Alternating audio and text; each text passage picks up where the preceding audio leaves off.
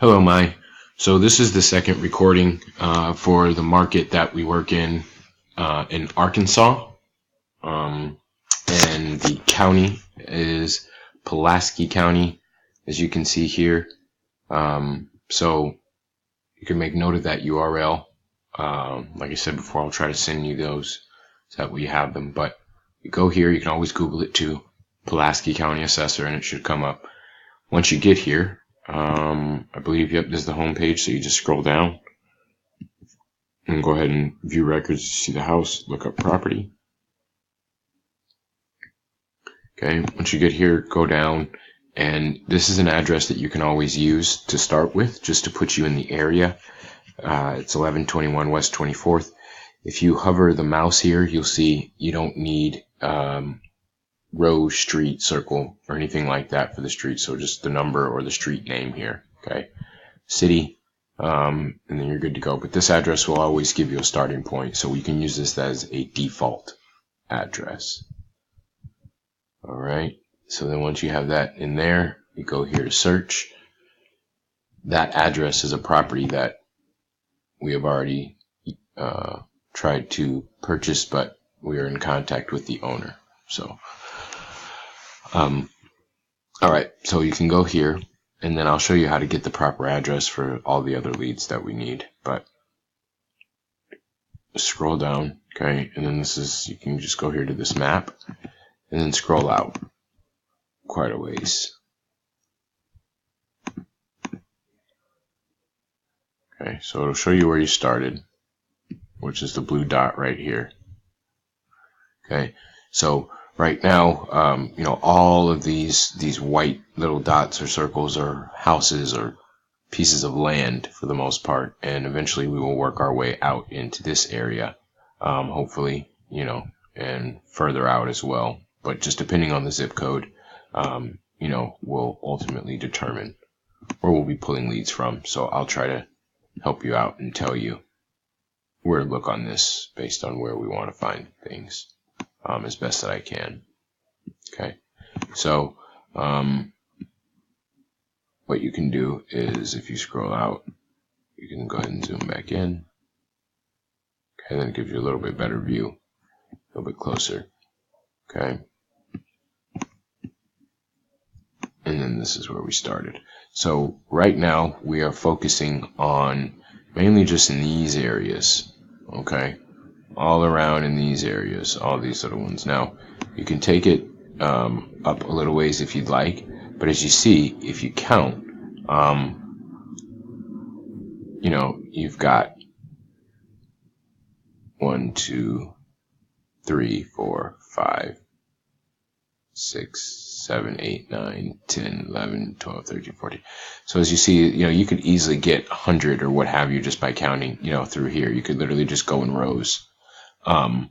What we're mainly looking for, though, okay, so it might take you kind of a little bit of time to get used to it, but what we're actually looking for, so if you do this, you actually click on that, okay, that'll pop up. It's going to give you the name and all that of a person. What you can then do is go to View Parcel Page. Okay, so once you click on View Parcel Page, it's going to open up a new tab, and it's going to give you a similar page like the other one that we just saw. Okay, now once you go here, a lot of times what we're looking for is if these addresses are different, okay, between the ownership and the billing information, okay, then that's something that we want. Okay, this is first name, and then this is last name. Okay, so especially if these are different, then that's a property that we want, because that means that the person either does not live there or that they inherited it from someone. Someone gave it to them. Okay, so in this case, the address is the same, so we can go ahead and we can just back out of that one. Okay, close here. All right, and then we're on to the next thing.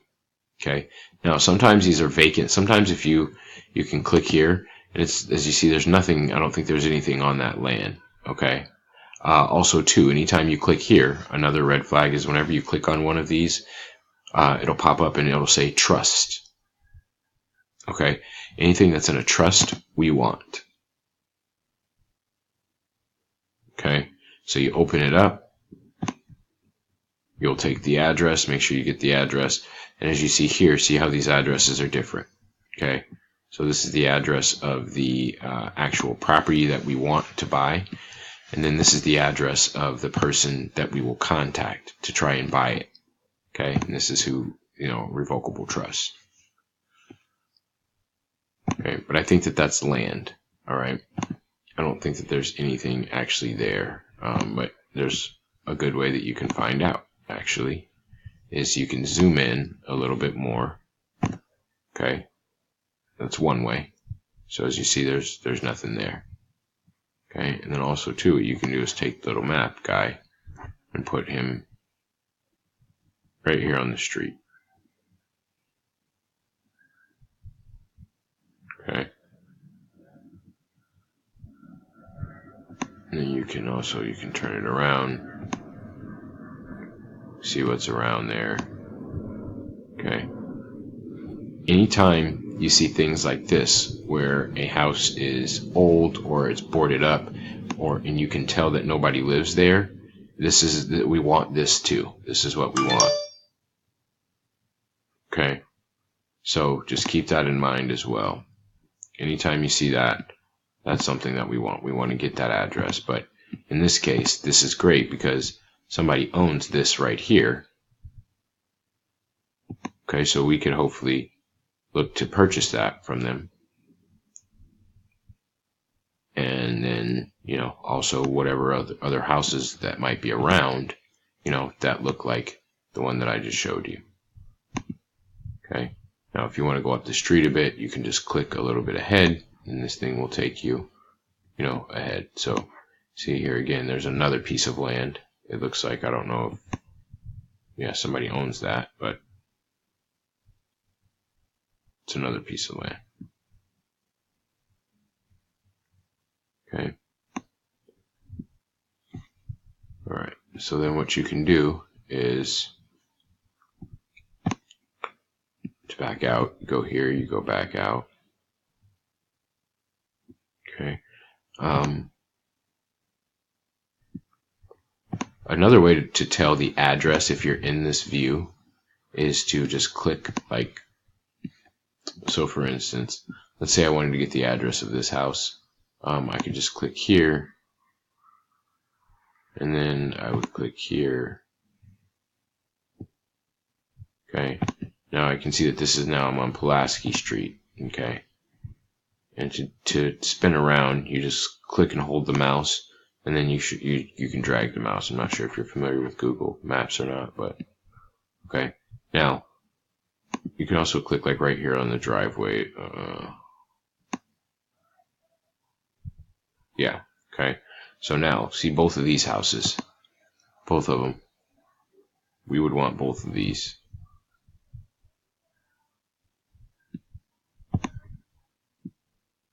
Okay, so what I could do now is scroll up a little ways and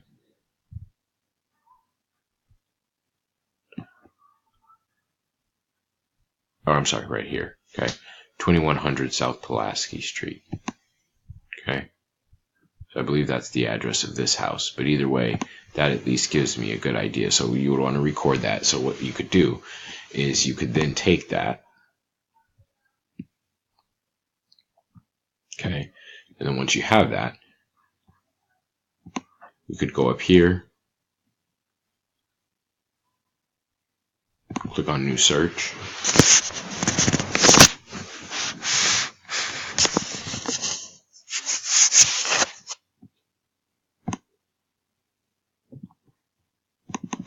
Go down here, 2100.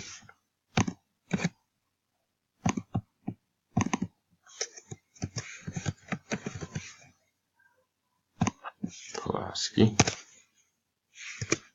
And hit enter.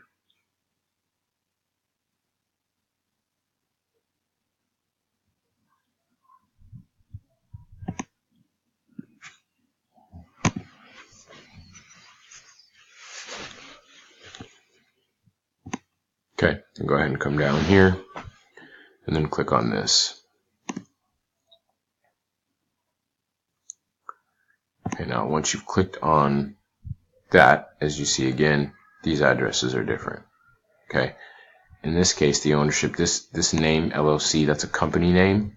Okay, we want that because they're investors like us. All right, so we want that. And anytime you see this for investment properties, if you could start another sheet called Cash Buyers, CASH Buyers, okay, and then just record all of this information. So the name and the address on a separate sheet, okay, just simply alone for just Cash Buyers, and you could have just 2 columns, okay. But as for this information will go like I've showed you here. So you'd put the property address, just the street number and the street name. And we need to keep the city and the state and the zip separate. This is going to be really important once we get into Facebook advertising, because I can upload these sheets right into Facebook. But Facebook, in order to target these individuals by their first and last name, we have to have separate columns for each specific entry. So in this case, this is a bad example because I have motivated seller's name as 1. This should actually be first name, last name, first name column, last name column. And then for their mailing address, same thing, similar to this address. Okay, so it should be broken up by the street number, street name, city, state, and zip code. Okay. Phone number and all that stuff is fine, but eventually what I will have you do is go through and make sure that we have all of our sheets organized in this way, because right now they're all pretty organized, but they're not all the same, uniformed, and that's going to be, again, very important to advertise and make sure that we can maximize each and every entry that we put in here and that we have. Okay, so once you've recorded that, let's say, for instance, if this was a name of someone, of an individual, you can't skip trace these to get the phone numbers from them because it's a company. If you know of a way how to do that, great. If not, don't worry about it. But in this case, let's say, for instance, this is the bird's eye view I was telling you. So we know we would like this house, but see right here across the way, there's vacant land. So if you click on that again, this is another lead, right? So this is Kathy Cruz. Okay, and this is the address, 2101 Pulaski.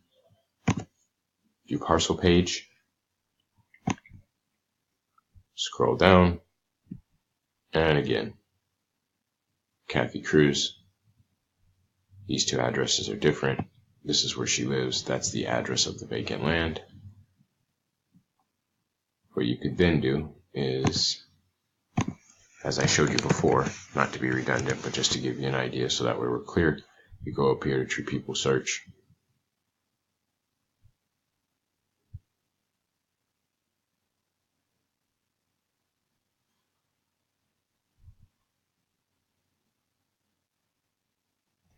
Okay, sorry about that. You go here to True People Search and you go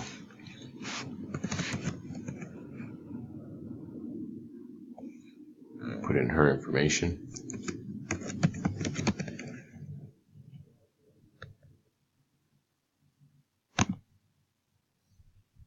Okay, city that she lives in, and then go ahead and search it. Okay, now when it comes up, okay, it may say she lives in a different city. All right, but go ahead and click all details.